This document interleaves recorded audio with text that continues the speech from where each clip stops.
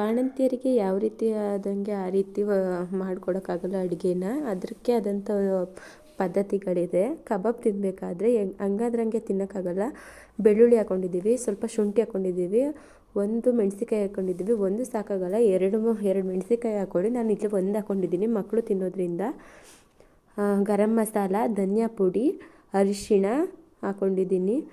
ಬೇಕಾದರೆ ನೀವು ಧನಿಯಾ ಪುಡಿನ ಹಾಕ್ಕೊಳ್ಬೇಡಿ, ಗರಂ ಮಸಾಲ ಹಾಕ್ಕೊಳ್ಳಿ, ತುಂಬಾ ಚೆನ್ನಾಗಿರುತ್ತೆ. ಇದಕ್ಕೆ ಅಚ್ಚ ಖಾರದ ಪುಡಿನೂ ಹಾಕ್ಕೋಬೋದು, ಆದರೆ ನಾನು ಆ್ಯಡ್ ಮಾಡಿಲ್ಲ. ಜಾಸ್ತಿ ಖಾರ ಹೊಡೆಯೋದ್ರೆ ಈಗ ಚಿಕ್ಕ ಮಕ್ಕಳು ಇರೋದ್ರಿಂದ ತಿನ್ನೋಕ್ಕಾಗಲ್ಲ ಅಂತ ಶುಂಠಿ ಬೆಳ್ಳುಳ್ಳಿ ಪೇಸ್ಟ್ ಹಾಕ್ಕೊಂಡೆ. ಮತ್ತು ಕಬಾಬ್ ಪುಡಿನ ನಾನು ಹಾಕ್ಕೊಂಡಿದ್ದೀನಿ. ಇವು ಮೂರನ್ನು ನಾವು ಚೆನ್ನಾಗಿ ಕಲಿಸ್ಕೊಳ್ಳೋಣ. ನಾವು ಬಾಣಂತಿಗೆ ಮಗು ಇರೋದ್ರಿಂದ ಹೆಂಗೆ ಬೇಕಂದರೆ ಹಂಗೆ ಕೊಡೋಕ್ಕಾಗೋದಿಲ್ಲ. ಒಂಚೂರು ವ್ಯತ್ಯಾಸ ಆದ್ರೂ ಮಕ್ಕಳಲ್ಲಿ ಅದು ಕಂಡುಬರುತ್ತೆ, ನೆಗಡಿ ಜ್ವರ ಈ ಥರ ಕಂಡುಬರುತ್ತೆ. ಆದ್ದರಿಂದ ಹೆಂಗೆ ಬೇಕಂದರೆ ಹಾಗೆ ಕೊಡೋಕ್ಕಾಗಲ್ಲ. ಸ್ವಲ್ಪ ತೊಂದಿಸ್ತಿದ್ದೀನಿ, ನರ್ವಸ್ ಆಗ್ತಿದ್ದೀನಿ ಮಾತಾಡ್ತಿರೋದ್ರಿಂದ ಮೊದಲನೇ ಬಾರಿಗೆ. ಮೊಟ್ಟೆನ ಹಾಕ್ಕೊಳ್ಳಿ. ಜಾಸ್ತಿ ಮೊಟ್ಟೆನ ಬಾಣಂತಿಯರಿಗೆ ತಿನ್ನಿಸಲ್ಲ, ಕೊಡೋದು ಇಲ್ಲ.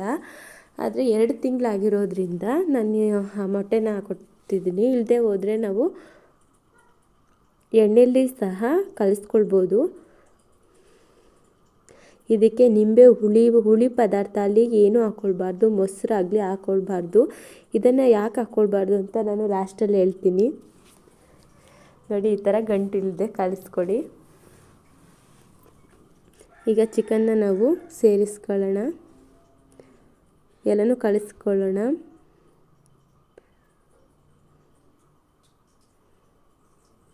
ಮೊದಲನೇ ಸಲ ಮಾಡೋದ್ರಿಂದ ಸ್ವಲ್ಪ ನರ್ವಸ್ ಆಗ್ತಿದೆ ವೀಡಿಯೋ ಮಾಡೋದ್ರಿಂದ. ಆಮೇಲೆ ಒಬ್ಬಳೇ ಮಾಡಬೇಕಾಯಿತು ವೀಡಿಯೋನ ಮಡಗಿ ಎಲ್ಲ ಸ್ವಲ್ಪ.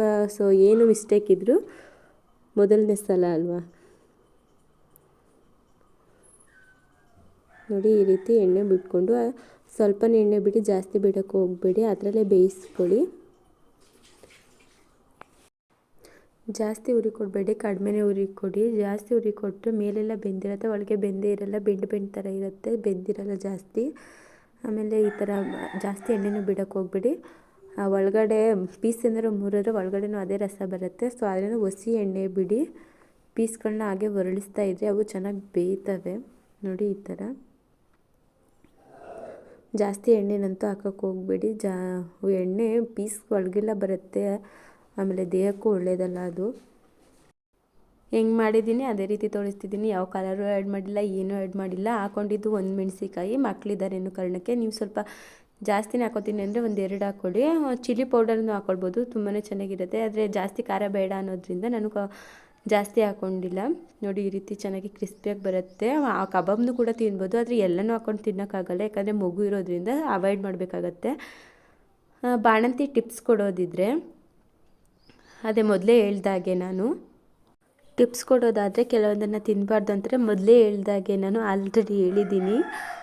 ನಿಂಬೆ ಹಣ್ಣು ಆ್ಯಡ್ ಮಾಡೋಂಗಿಲ್ಲ, ಅಂದರೆ ನಿಂಬೆ ಹುಳಿ ಪದಾರ್ಥಗಳನ್ನ ತಿನ್ನಬಾರ್ದು, ಮೊಸರನ್ನ ತಿನ್ನಬಾರ್ದು, ಮೊಸರು ಹಾಕಿರೋದು ಐಟಮ್ನ ತಿನ್ನಬಾರ್ದು. ಸ್ವಲ್ಪ ಖಾರನೂ ಅವಾಯ್ಡ್ ಮಾಡಿ, ಅಂದರೆ ಬಾಣಂತಿ ಖಾರನೇ ಮುಖ್ಯ, ಆದರೆ ಜಾಸ್ತಿ ಹಾಕೋಕ್ಕೆ ಹೋಗಬೇಡಿ. ಮಗುಗೆ ಹೀಟಾಗತ್ತೆ. ಮಗುಗೆ ಏನಾದ್ರು ಕೆಮ್ಮಲ್ಲ ನೆಗಡಿ ಏನಾದ್ರು ಇದ್ದರೆ ನಿಮ್ಮ ಎದೆ ಹಾಲನ್ನ ಕರೆದ್ಬಿಟ್ಟು ಕೈ ಎಣ್ಣೆ 1 ತೊಟ್ಟು ಕೈ ಎಣ್ಣೆನ ಹಾಕ್ಕೊಂಡು ಮಸೆಣ್ಣೆ ರೀತಿ ಮಾಡಿ, ಅಂದರೆ ಕೈ ಎಣ್ಣೆ ನಿಮ್ಮ 1 ತೊಟ್ಟು ಎದೆ ಹಾಲನ್ನ ಹಾಕ್ಕೊಂಡು ತೀಡಿ ಅದನ್ನ ಮೂಗ್ಗೆ ಸ್ವಲ್ಪ ಕಣ್ಣಿಗೆ ಹಾಕಿ ಅದು ಕಂಟ್ರೋಲ್ ಆಗುತ್ತೆ, ಕಡಿಮೆ ಆಗುತ್ತೆ. ಹೀಗೆ ಹೇಳ್ತಾ ಚಾನಲ್ನ ಸಬ್ಸ್ಕ್ರೈಬ್ ಆಗಿ.